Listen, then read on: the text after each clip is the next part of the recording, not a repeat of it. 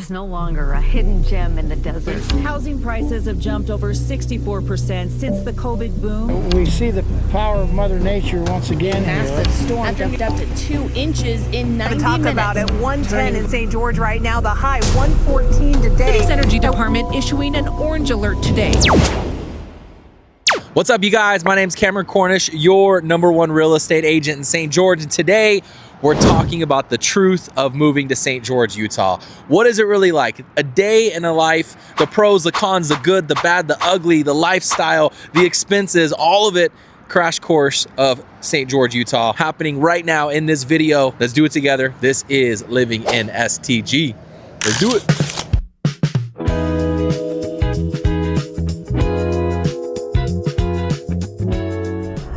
One of the things I noticed when we moved here to St. George is there is limited fine dining and retail shopping. Okay, if you're looking for like a 5-star restaurant, or you're looking for designer shopping, or even huge outlet malls, you might be a little bit disappointed. We do have some really great mom and pop shops, and we have some really awesome boutiques. However, Las Vegas is only a 2-hour trip away. So if you wanted to make a trip out there and scratch that itch, do all the shopping you want, you definitely can. That makes St. George the best of both worlds. Speaking of Las Vegas, there's no international airports here in St. George, so that might be another place you have to go to maybe hop on a flight. Now, they are in talks of expanding our airport out here, but for the time being, you might not be able to find the flight you need or have to pay extra money for the flight you want to take. And so sometimes just making that trip to Vegas makes it easier. Let's talk about the summer heat real fast, because it does get hot out here, but it really is subjective depending on what part of the country you might be coming from.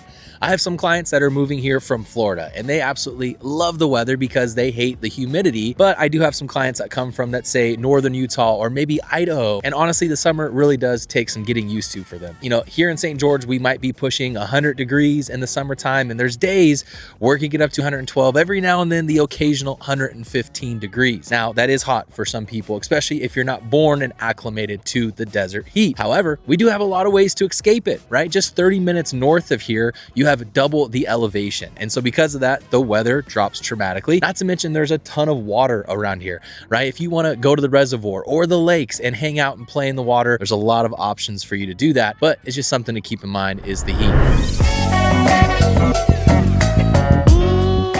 Another thing I've noticed since we've lived here in St. George is the wind, okay? It's often overlooked, but it does happen, especially in certain parts of southern Utah. Maybe it's the mountain ranges, I'm not really sure, but it just seems like there's a lot of wind that will come up out of nowhere and then die down. Because of that, all this red dirt kind of gets blown all over the place. So you want to make sure your weather stripping and your doors are in good shape, and you're probably gonna have to clean some of those window sills a couple times a year. So just expect some wind because it does happen here in St. George.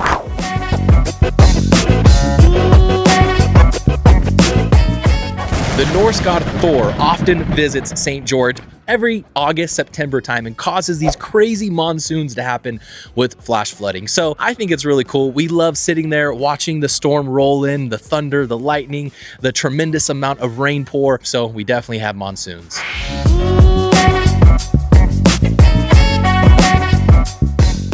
The amount of elevation changes that can happen living here in St. George is kind of crazy. As you look behind me here, we have hills and mountains just about everywhere. You got Four Master Ridge and Stone Cliff, and then you have Dixie Tech right up here behind me. And so what happens is if you're not used to that, it might cause a little bit of vertigo. Now, on the flip side of that though, because of all these hills and mountains, look at the incredible views back here. That's one of the things that makes St. George such an amazing place to live. Hey, if you're watching this video right now, it's probably because you are considering St. George as a place that you want to live or move to. And if that's the case, we got to get in touch, okay? My number is on the bottom of the screen, and just text me, call me, no pressure, even if your move is a year out. I want to hear from you. That way we can start to build that relationship, and I can be your go-to person to answer all of your questions and help you become an expert on St. George, Utah before you even move here. Looking forward to talking to you soon.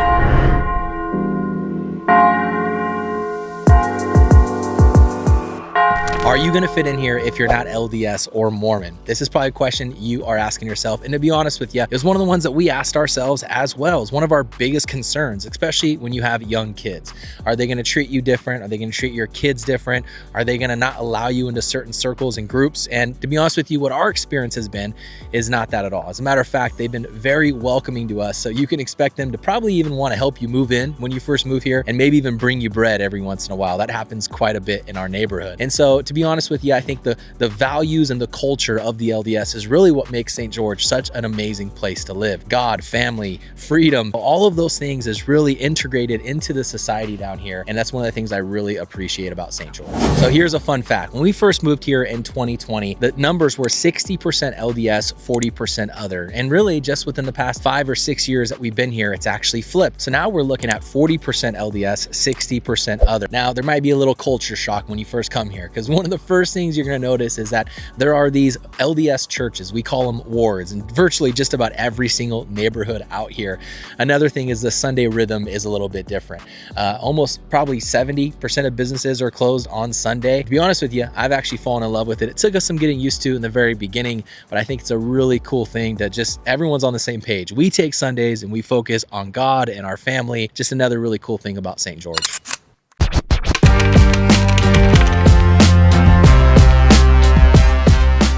All right, let's talk about job opportunities, business, and money here in Southern Utah. What I've discovered is that people that do the best down here are the entrepreneurs and the business owners. I have a lot of clients that are contractors and they work remote from home oftentimes. And so I think if you're a business owner, St. George is a really good place to be, especially if you're starting something fresh, something new. If you're a go-getter and you want to shake hands, meet people, a lot of times it's more about networking than it is your resume. Another thing to think about is state income tax here. If you're moving from Nevada or Florida or Washington, you don't pay any.